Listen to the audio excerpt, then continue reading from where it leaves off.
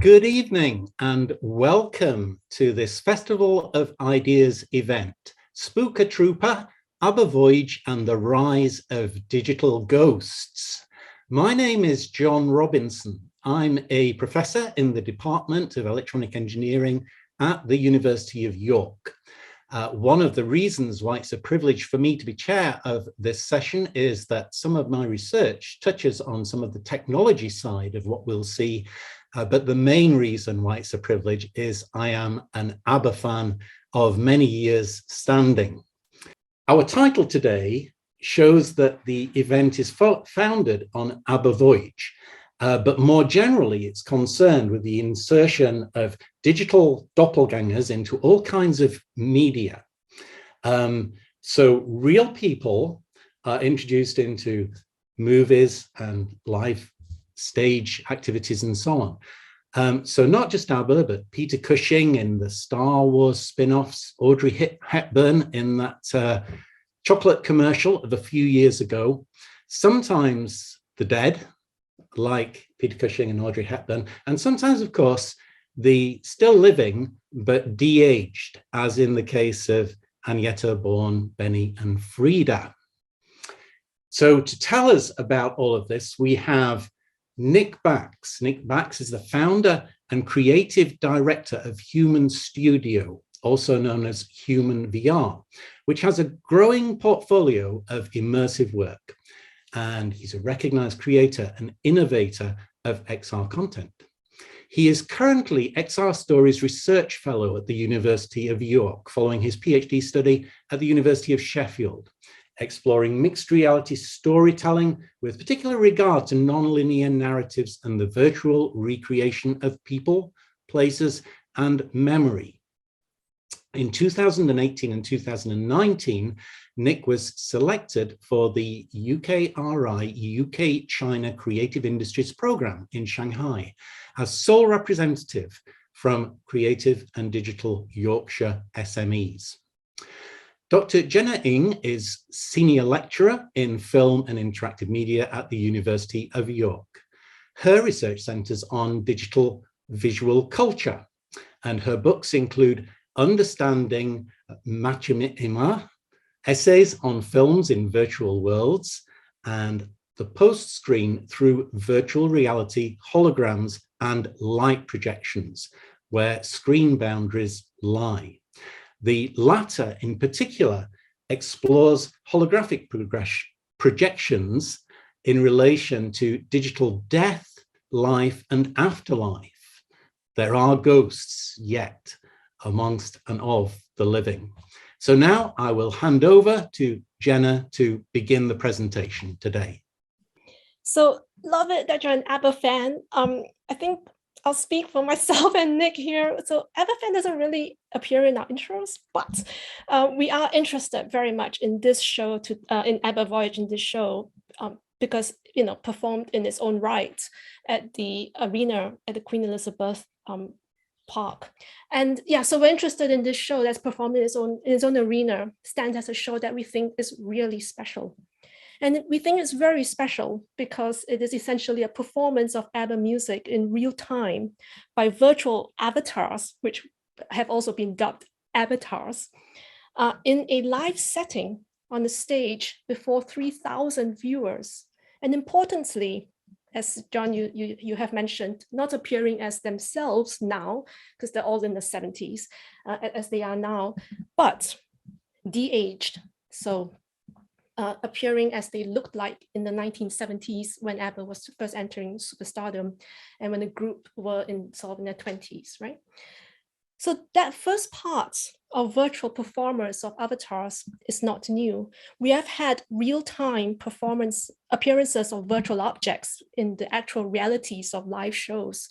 Really, so 200-300 years ago in the 18th, 19th centuries, entertainers created images of devils, of demons, of ghosts, with lighting and projection and magic lantern performances to mingle with the audience. In the 1780s, the Brabantine conjurer Paul Philidor gave his phantasmagoria shows where he summoned up these revolutionary figures, including dead ones. So he back projected them onto these screens, and he mounted the screens on these trolleys. And then he would sort of roll the trolleys towards the audience, so the audience would be made to look small and then look as if they're advancing onto the crowd. So in those days, I mean, these shows were like an absolute hit, the ABBA Voyage of their time, really. And others reinvented these shows as well, with lantern effects, live action, ventriloquism, masks, shadow graph sequences, puppetry. So already hundreds of years ago, we had these combinations of virtual performers and objects appearing with live performers in live shows. And with skill and technology, we're combining the virtual and the actual.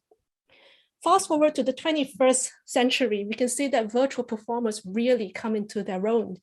This is an entirely virtual character. This is Hatsune Miku. She's a Japanese pop star. She's created entirely in a computer software. And this is her look. She's created with this blue pig hair bunches, that's what she looks like. And she performs, and I say performs in air quotes. Yeah?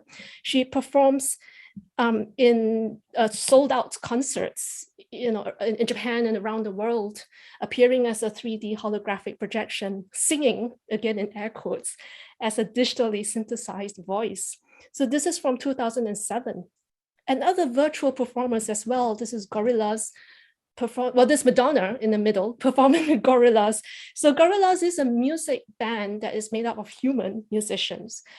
But when they perform on stage, they are projected as 3D virtual characters in cartoon likeness. So again, here, this now familiar combination of the virtual and the actual. And more, this is Mariah Carey. This is back in 2011.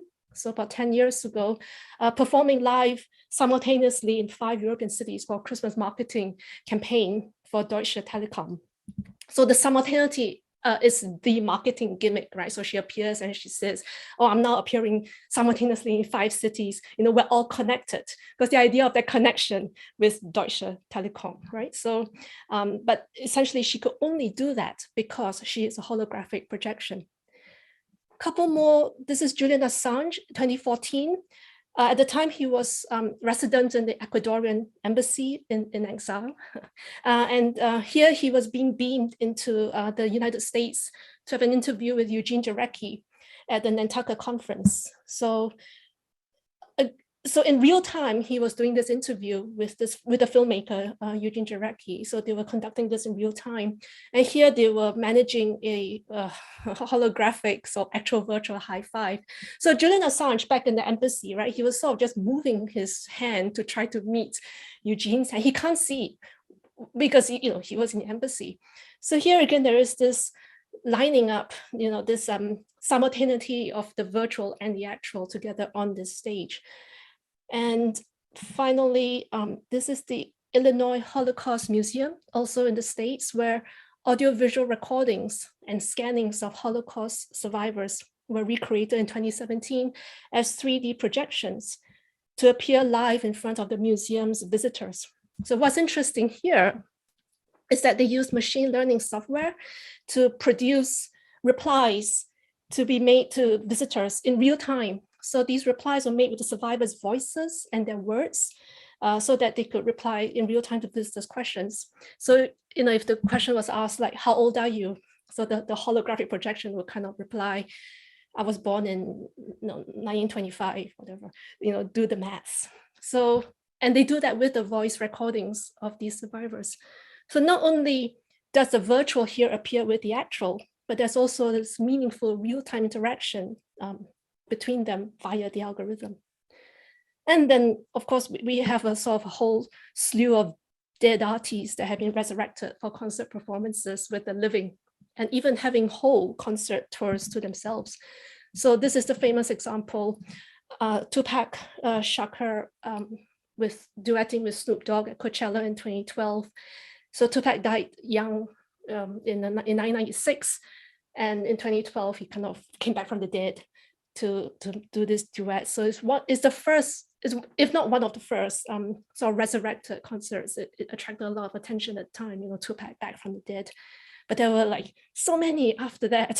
So there's Michael Jackson, who died in 2009. This is his resurrected performance at 2014 Billboard Music Awards. performing Slave to the Rhythm, which at the time was still unreleased. In 2018, this is Mariah Callas, the opera singer, back in concert, touring the world. This is Buddy Holly on the Buddy Holly and Roy Orbison tour. So Buddy Holly died in 1959, Robinson died in 1988. So this hologram tour in 2019 sort of brought them back together. And, you know, not quite familiar to the virtual performer here, actual live band backup singers sharing the stage, right? Sort of appearing together. You know, you are back with us.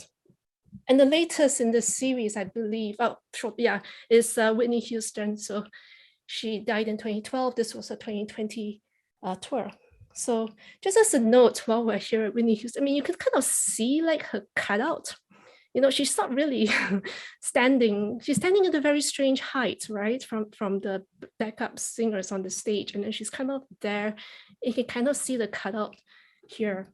So just as a point that it's this integration sometimes not as seamless as it looks. One last one from me. This is Robert Kardashian, the deceased father of reality TV star Kim Kardashian West. So her, don't think they're divorced, her now estranged husband, Kanye West, at the time made headline news, bought his wife a hologram of her dead father. You know, and this is the tweet from her saying that you know, she's got this from her husband, and she's obviously very touched by it. So again, the sense of the deceased that comes back to life appearing in front of you, in front of one. So through this whirlwind media history shows us that there really is no shortage of examples of mixed reality performances, appearances, where the past meets the present, the dead with the living, the actual combines, meshes, interacts with the virtual, where virtual performers appear and perform in real time with other actual performers. So what then is it about ABBA Voyage, right? What do they show that the others don't? So first of all, it's the technical achievement of Avatar's realism. Seriously, for the first 20 minutes of the concert, I really thought that they were body doubles. I was so convinced. The visuals, the movements were incredibly realistic. But essentially, the avatars were displayed on a giant 65 million pixel screen across the stage of this specially constructed arena, right? You saw that in the first slide. So it's not projections like the other concerts. The whole display is modeled through incredibly sophisticated computer modeling. And the scanning as well of all the media of ABBA from the past, the negatives, the concert footage, the TV appearances, and the motion capture as well of the present day, of how they are in the present day. This photo took a lot, showed up in a lot of press to sort of give the idea that there is a sense and element of the present day ABBA in this concert. So in all these ways, the modeling and the graphical rendering is what really sets ABBA Voyage apart in how incredibly realistic the avatars looked. So for example, this computer modeling of the 1970s Frida, right, is detailed enough. So she's blown up in a huge screen. And the realism of that close-up is something that really needs to be marveled, right? The way the skin moves, her eyes, the way her mouth opens, her hair, the way the light bounces off her hair, bounces off the metal bits of her costume, right? That rendering is really quite marvelous. More close-ups, these are also huge close-ups on the screen. So these are all images on the screen, but have been modeled to such sophistication that they appear with this incredible degree of realism. Again, hair, skin, clothes, light bouncing. Another close-up here, the eyes, the skin. Depth cues were also very important in this concert, and ABBA Voyage leverages that a lot. So here is the arena, and you can, these are physical, actual discs right above the audience. And then when the discs, sometimes they get lowered for a special effect that you can see here, you can kind of see the discs being lowered here, right? So these are the actual physical discs, but they carry on behind the avatars, right? There is nothing behind the avatars because it is on a two-dimensional screen. but they have continued the modeling of these disks of light behind them to continue this depth cue, right? To show you that it's a 3D figures on this 3D screen when they're really actually images on a 2D screen. So the technical achievement is in this computer modeling of 1970s ABBA is also in these virtuoso choreography and staging and lighting. So lighting is important. So here are some beams of light through the show, right? So there are some actual beams of light here, and they continue that with these virtual beams of light, again, over them and behind them, because the light aren't there, but they do this continuum of reality between the actual and the virtual through the staging, which is really quite marvelous. This is a close-up, a bit fuzzy, but it's a close-up. So this is the virtual light. This is the actual light, but it continues in that continuum. Another shot of the light. So the footlights here are actual, they're physical, but the footlights at the back here, right, are not. Because again, there's nothing behind the avatars. It is a screen, it's a 2D screen. So, and one last one to show this continuum. There's a part in the show where this is a rim of light on the stage. It is virtual, but around sort of the edge of the stage, at this part, there is, the light continues as an actual light. And there's a little break around here, which you can see if you look closely. But to all intents and purposes, it looks like a continuous rim of light around the whole arena. So again, this continuation of actual and virtual in this continuation of space. So in that sense, the reality is certainly, honestly, breathtaking. And that realism is important because that is the key to how people react to these avatars. And that is key to whether these avatars are believable. And believability is key to the desired effect. Right? So a fan was quoted in the media, "I feel like I spent the evening with ABBA." To feel that way, you need to believe. To believe, it needs to look and sound and feel realistic. But the key is that this is not just virtual ABBA live, even if they're very realistically live, right? As we have seen, there's a long history in our media history of live virtual performance. This is virtual ABBA from a past, from the past, from its past. They have themselves given permission for these computerized models to be made out of the old footage, out of the old data. Their body and movement data to be made into these models and now appear before them in their lifetime while they're still alive. So what we have here is not the ghost of the dead, right? This is not like Whitney Houston or Michael Jackson. What we have here is a different kind of ghost, a ghost from one's own past that meets one in one's own present time, sort of an avatar ghost. All media discombobulate time, right? All media collide pastness with presentness. When we look at a photograph, that is a representation of the past in the present. Same with cinema, which is basically the past subject in movement, with color, sound, so on, represented in the present.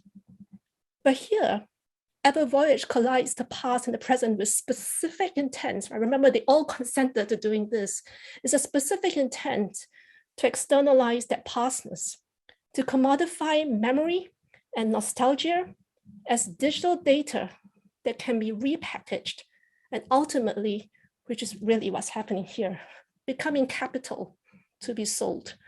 So in short, ABBA Voyage and the technologies of ABBA Voyage, and importantly, the realism of ABBA Voyage, renders pastness into commodity, into something that is packageable, literally, because they also, they can pack up this arena, and the intent is to pack up the arena, transport it to other cities. So we sort of call it a moving circus. It is packageable, literally. So I'll just lay here a couple of provocations with which I'll also end my part of the talk. Okay, so the first provocation is the implications of this almost guileless, right? I mean, this is all in the name of entertainment, right? And nothing wrong with entertainment, but there's a guileless externalization of the past, an externalization of imagination, an externalization of memory. Remember that this is all also taking place in our contemporary times, where the tech companies, the media companies, right, they fight and battle for our attention. The games and media companies that try to be as addictive as possible, YouTube, TikTok, right? They do everything they can to make you stay on the platforms, watch video after video, ad after ad, and so on. The commercialization of our attention. And now this commercialization of the past. And here is also where storytelling comes in, because commercial stories are necessarily also constituted of this explicit commodification of the past, this externalization of experience for capital to sell your story, right? But is that what we think should be desirable? What place or value then for imagination, for our own internal ways of seeing, of thinking, remembering, imagining the past? But we can't monetize individual thought, right? We can't commodify individual memory. We can't sell a private emotion. So we homogenize the lot into an external commodity. We locate it in this digital ghost that we can say it really is exemplified by the avatar. And we sell that very successfully. So my second provocation then is about ethics. So obviously using recorded images and voices of dead artists, essentially to make money, raises enormous questions of ethics, because technically there is no consent from the dead artist for the image and the voice to be used in this way. So their estate probably consented. So for example, for Whitney Houston, her sister is the one who, as the estate, consented to the virtual concert and so on. But technically, it's not Whitney herself, right, in her lifetime. So does the subject actually want this? So after Whitney Houston, people were sort of talking about Amy Winehouse, right, being the next one to be made into this holographic concert. And, Amy Winehouse died young, tragically. And, the talk is that she was being ghoulishly pushed back on stage without her consent and so on. So there are clearly big ethical questions as to how we use this capital of passives. Being more aware of the technology now, some actors take active steps to protect their posthumous, ghostiness, so to speak. So one example is the Robin Williams, the actor. So in 2014, he established a trust, which on his death, he passed on his name, his signature, his photograph, his likeness, and to make sure that there is no CGI, recreation of his appearance after he's dead. And of course, the trust has a more rigorous duty of care to respect his interests and his wishes than the estate. So that's with the dead. But that's not the case here, because as we have said, these are living people who have consented. So it's a very different issue here. But is there any way still a question of ethics or something not really quite right in keeping our past so chained to ourselves to remember and have our memories in this full glory of this vividness, right? This volumetric 3D realism.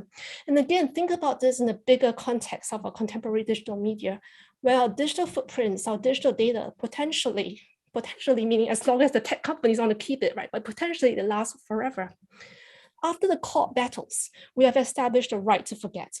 We now know it's important to forget. We now know it's important to delete. It's important for our past not to come back to haunt us. And in understanding all that, we're also understanding there is freedom in forgetting. So we film everything, if we record everything, if we're able to reproduce everything of the past in this vivid 3D realism, then the past is always with us, always chains us, and something of the future gets choked off, right? We must forget enough to be free. So that's my second provocation, freedom and pastness, which I'll just wrap up now with a 1-minute clip from a scene from Minority Report, directed by Steven Spielberg from 2002, but still a very good movie. So I always give my talks with at least one movie clip. So the film is a science fiction future, and actually maybe not so science fiction anymore, which is quite scary. But anyway, in the science fiction future, Tom Cruise is replaying a holographic memory of his son, who is presumed dead in the movie. So he misses his son. And he plays the memory of the son, and he repeats in his present the words that he said in this memory in that past. And in some ways, he's comforted by the memory because he's happy to see his son again, because loss is painful. But in some ways too, he's haunted by the memory because he always has that holographic media, because the past is always with him, because he cannot forget.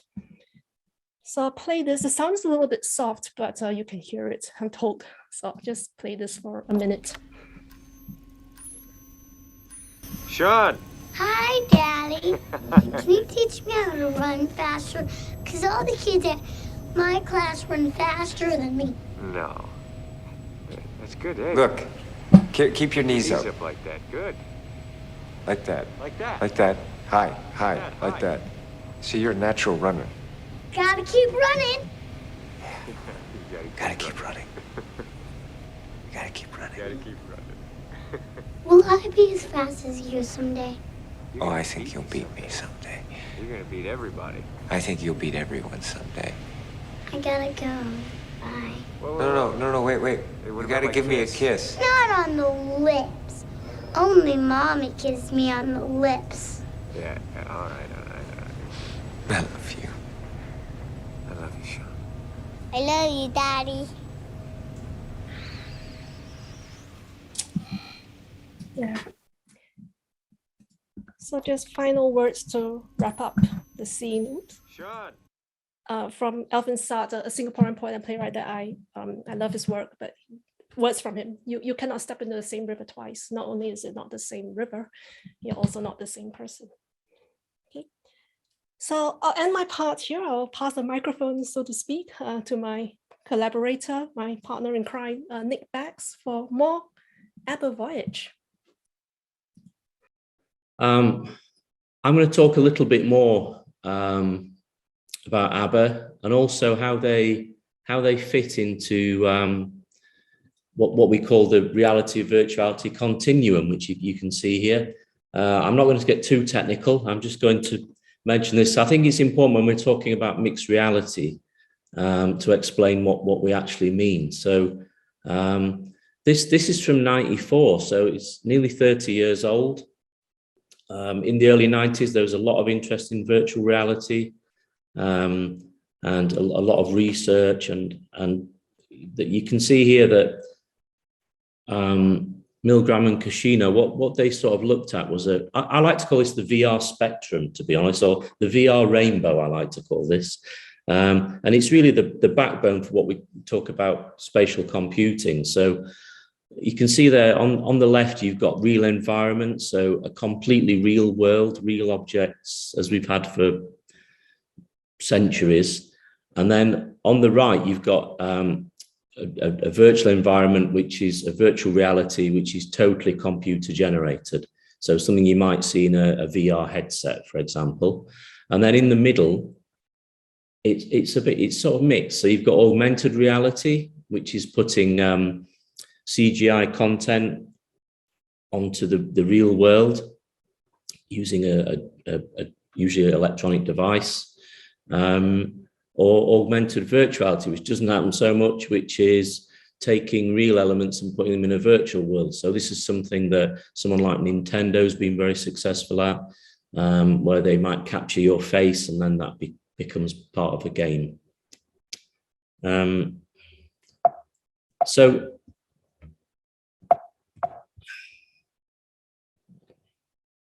I think moving on to ABBA again, I know Jen has shared a lot of images already from this performance. I've got to say, I'm not a huge ABBA fan, but after going to this, I might be, because I thought it was great. And I'm still trying to process what I actually saw, to be honest. It was just amazing. And I like this image here, because what you can see here, sorry, I'm backwards there. What you can see here is there's actually a live band that you can see, a 10-piece band of actual musicians. And then you have the 4 avatars in the middle. And what I like about this, they've got these huge screens at the side. And they've got a close-up of one of the virtual band. And they've also got a close-up of the real band. And they're sort of swapping them and mixing them around. And effectively, the real performance, they help legitimize the virtual ones, and it just adds to the whole believability, and it becomes quite a unique mixed reality environment in its own way. And Jenna explained as well how the lighting kind of adds to that, which is really, really clever. So going back earlier, Jenna mentioned about Snoop Dogg and Tupac Shakur. This is at Coachella Festival. This is 10 years ago now, and this made quite an impact. But I think you can see on this and a lot of the other examples we've shown where they do appear on a black background, and they're what's called Pepper's Ghost, which I think we talked about, and it's light projection, and the modeling is nowhere near the kind of clarity and detail of the avatars. And the same with the Julian Assange one, and I think it took them about 4 attempts to get that high five to work. And also more recently, we've had a Queen, well, so-called hologram, Queen hologram. I think it was just a screen in a carriage going down the Mall, and she was waving the other weekend, and it was good to hear that the crowds there were waving back at her, which was amazing. So those are all examples of things that aren't, strictly speaking, 3D virtual characters. Now, this is something very different. So this is, a lot of people won't have seen this, mainly because it was actually shown in South Korea television. And this was a program called Meeting You. And this was from 2020.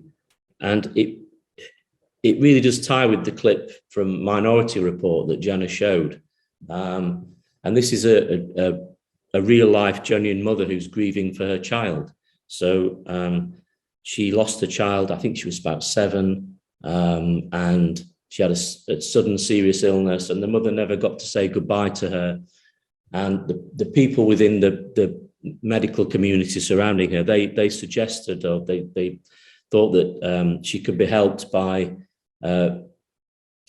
virtually recreating the child. So it's quite controversial. I'll be honest, it's not an easy watch, this, I don't think. Obviously there's huge ethics surrounding it, but it does kind of feel like science fiction turning into science fact when you consider the Minority Report clip. And this was done with some of the best computer scientists, animators, filmmakers in South Korea, and they worked with the family. I think she had a sister who helped with the motion capture. They had clips of video of the girl and her voice.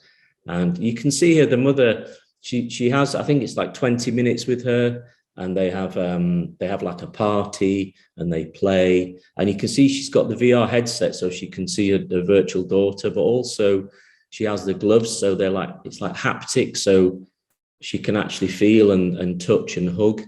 And after this, the mother found real comfort in this. In the virtual child, and she was very emotional, and the whole family were, but they found it very comforting. And obviously, she knew she wasn't real. And in the same way, really, the audience at ABBA, they know that ABBA isn't real, but they're sort of welcoming the digital ghosts or virtual beings into our world. And virtual beings take many forms, and this is another one. Pokemon Go. This is from 2016. So when a lot of people talk about augmented reality, this is what they think of, and it's a very good way to explain to people what augmented reality is. And I don't know if any of you were involved in this, or if you had family members.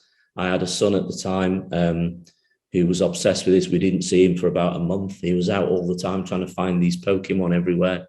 And it was very successful. And I think it's the first time that people had used their devices in this way, to almost like a window on a virtual layer of society, where you're holding the device and you can see something there through the device, but it feels a lot more tangible. And the fact that these virtual beings, they were kind of placed all around the world via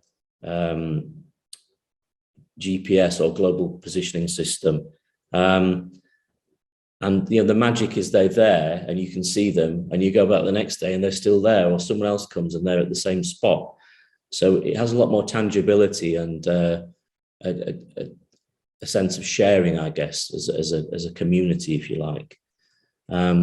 So thinking about this and where else this could possibly lead to, this is more recent. This is from just before Christmas. This is end of 2021. This is the hand physics lab. It's a company called Holonautic, who are in Lucerne in Switzerland. And I'm going to try and share this video on YouTube, if I can.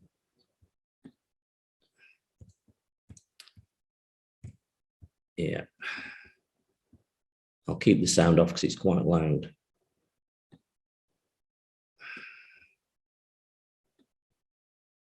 So I think you can see here they're picking up different blocks in that they've got like a virtual layer over the top, and they're picking up different blocks. But also, this is using an Oculus, well now called Meta, Oculus Quest headset. And the headset has a camera, some cameras that are mounted to the front, and they're quite grainy, quite black and white, as you can see. And the main purpose really is to stop you walking into things. But what Holonautic have done is use this creatively as a mixed reality environment. So what I love about this part is they have this virtual mug and this sort of grid that fits over the keyboard. And you see they go for put the blocks up, and then they go for the virtual mug. And then at one point, they actually pick up a real mug, a real glass of water. Here, look. And at that stage, you have the virtual and the real just side by side, and this is using hand tracking technology. That's where the skeleton's hands have come, which is really clever. So yeah, really, really clever. Okay, I'll come out of this.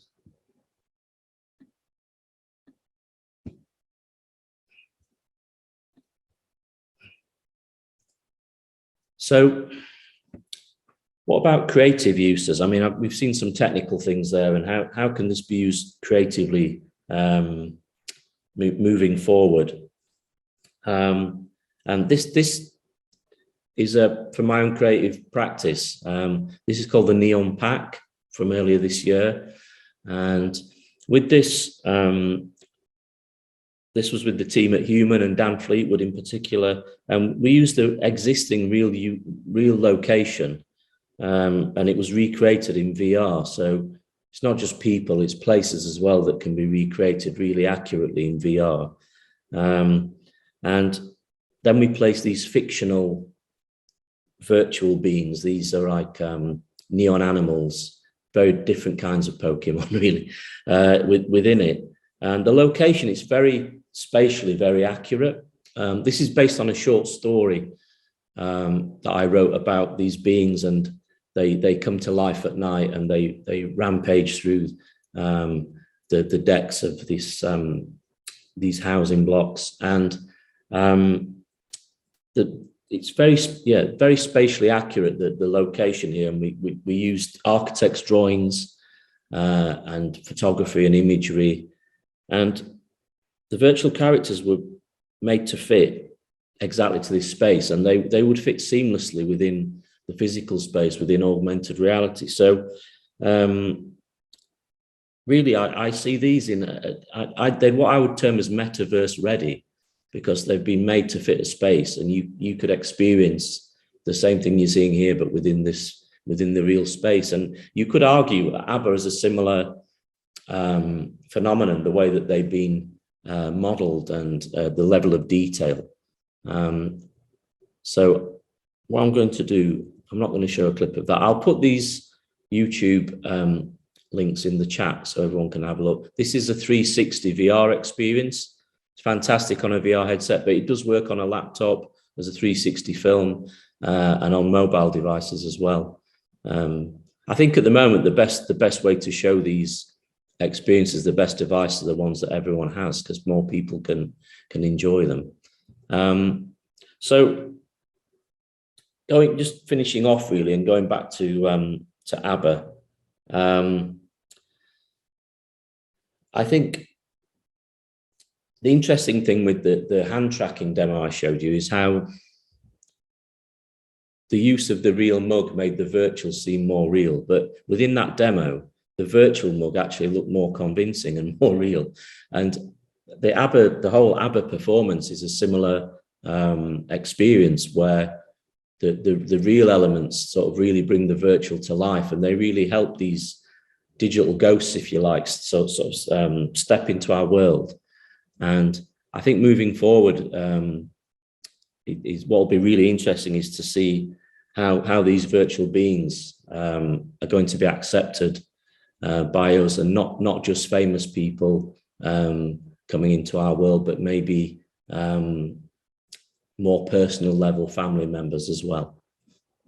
We have a few questions. I'm going to begin by trying to synthesize some of them, because in some ways they're responding to Jenna's provocations about ownership of identity and ethics, and also try to link in with what Nick talked about too, because Nick mentioned that in the ABBA concert, the live band is merged with old recordings of the vocals of ABBA themselves.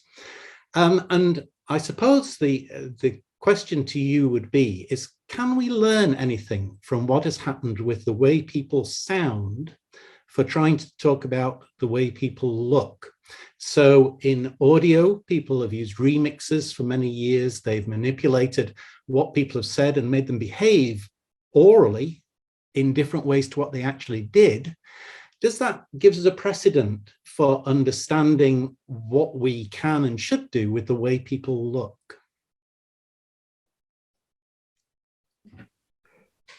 Anybody like to take that?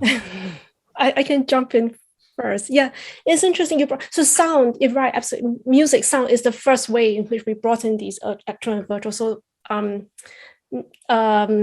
these boots are made for walking. Who sang that? You know, there were these duets with Nat King Cole, of course, and his daughter. And they did these duets.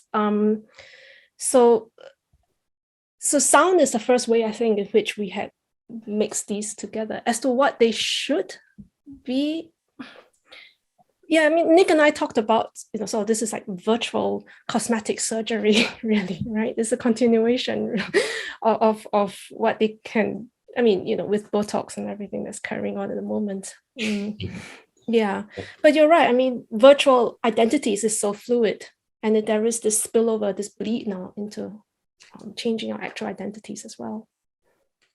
I think as well it's interesting with the ABBA performance, everyone's talked about the visual side, and it's certainly something I'm interested in as a visual artist, but it's worth remembering the music has been revisited as well quite dramatically. And if you listen to some of the classic ABBA tracks that are in that performance, if you listen to the original versions, they've been updated quite a lot and changed and manipulated, if you like, remixed slightly and brought into a different era almost. And also, I mean, it's worth mentioning that the 10 real musicians, they actually play every note. And that we see it, when you go there, apart from obviously the vocals, the main vocals. So the band argue that it's live in that way, and you're actually seeing a unique performance every night. And a guitar string could break or an amp could blow, and it would be very different. The glitches are definitely real. So another question, this is from George, and it extends the questioning about ethics really, but not so much as to who owns a visual identity, but more what are the insidious things that people could be doing with this. So George puts this in quite a unique way. He begins, do you think the Queen is still alive? Ooh, I jest, he says. But do you think in future that avatars could be used by politicians and others to extend their influence or to cover up deaths or to cover up other sorts of things?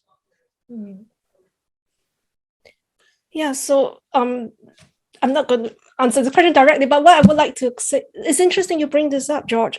So holographic projections were used by politicians for election campaigns. So this has been done in the 2010s in Asia, really. So Modi did it for his election rallies for running as prime minister.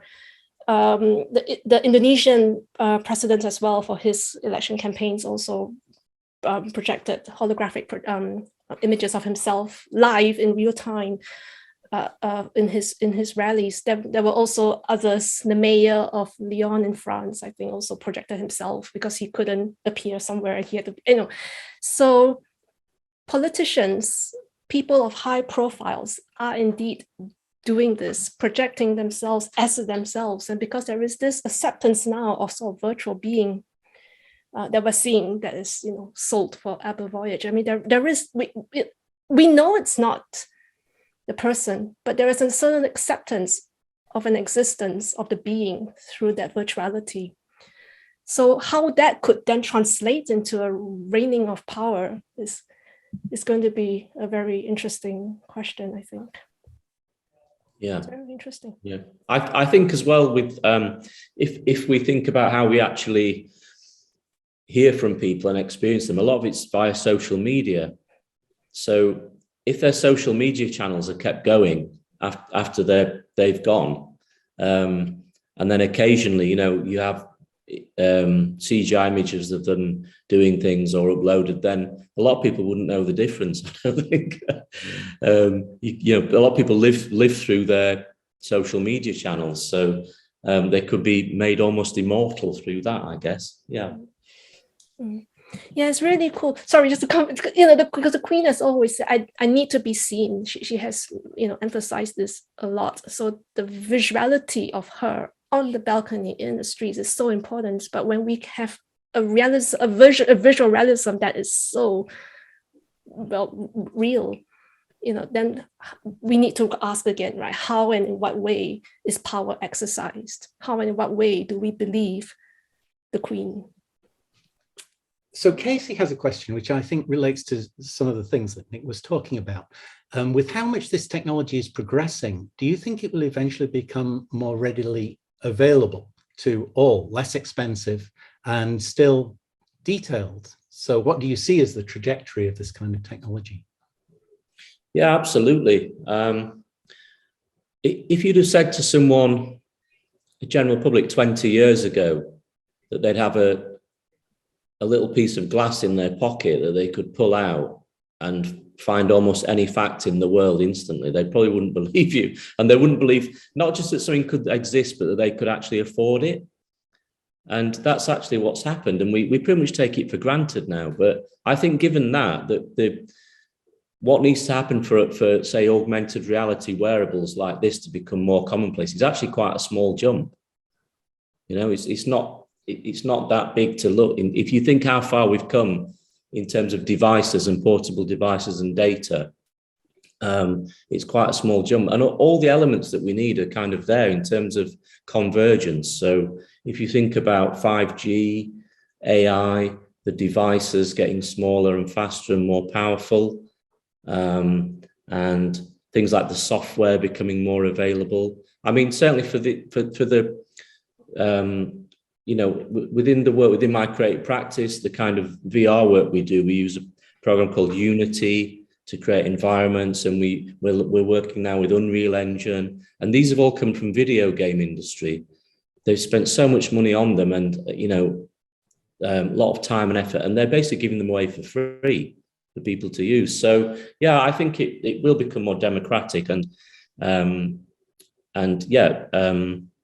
the same way Facebook has, I guess, in terms of usability and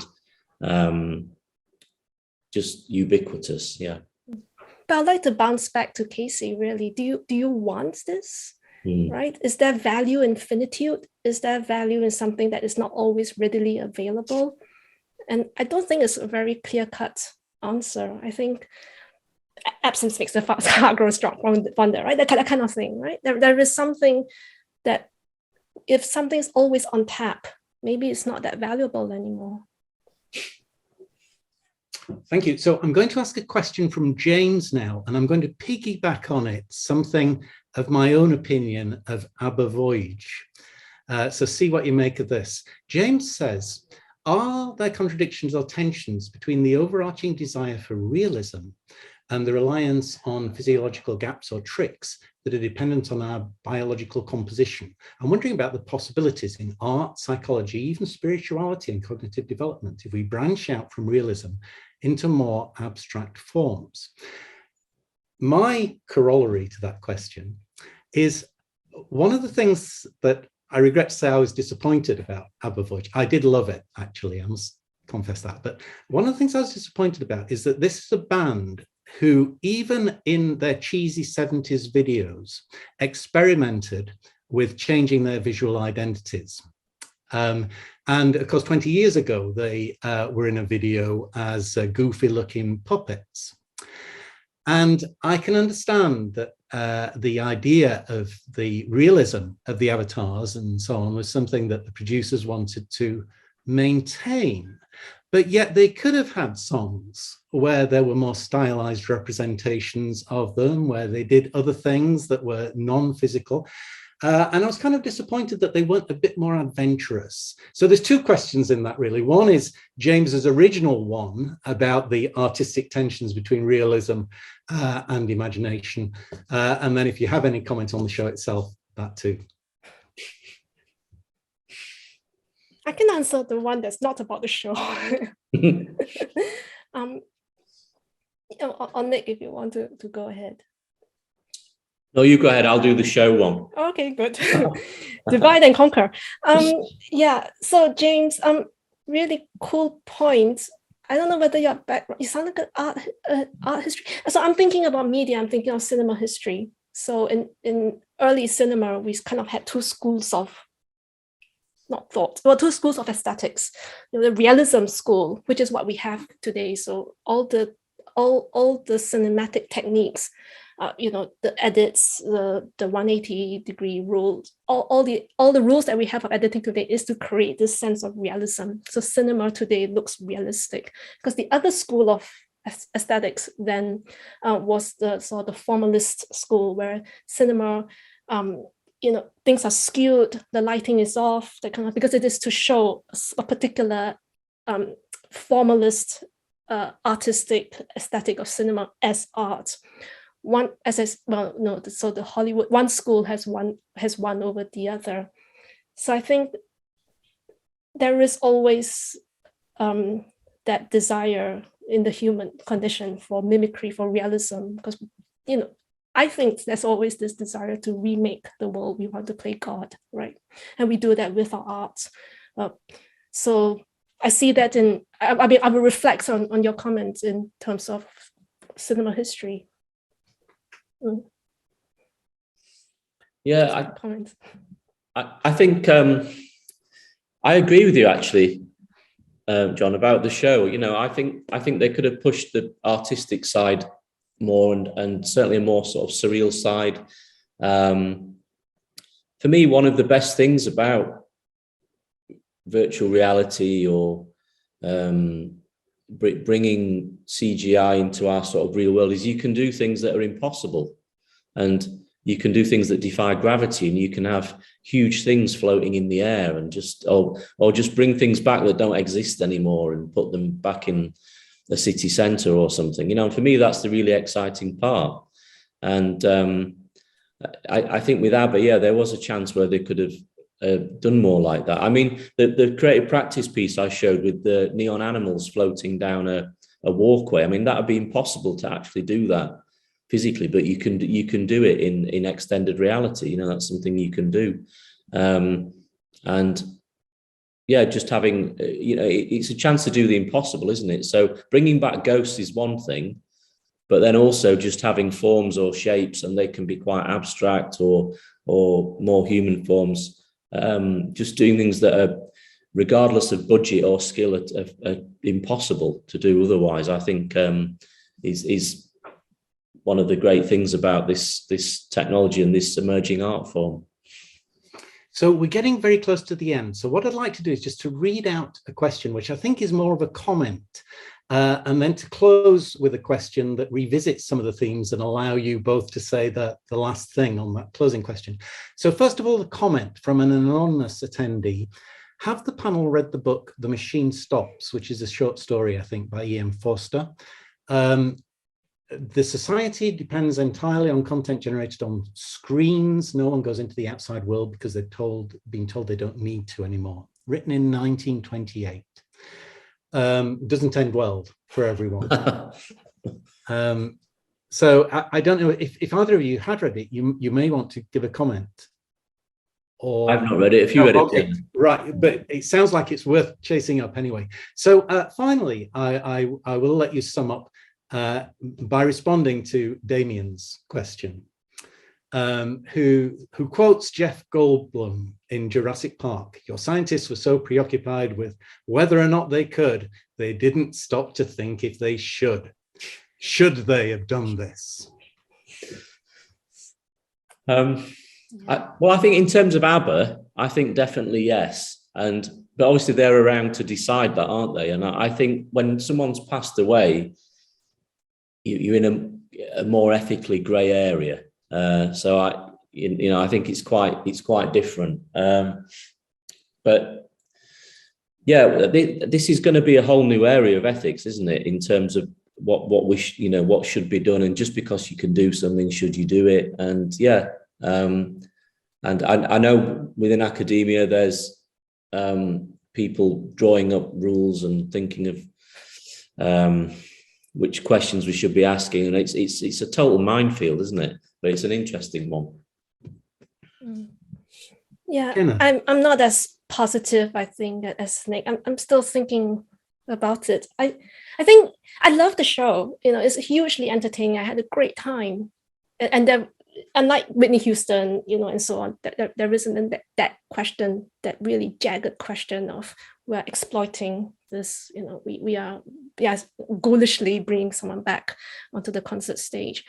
But I am disturbed by what it signals. And I think there are some comments in the chat as well that are picking up on this as well and reflecting that, it signals, well, it's a certain commodification of the past. It signals something which we should be letting go. It signals something which is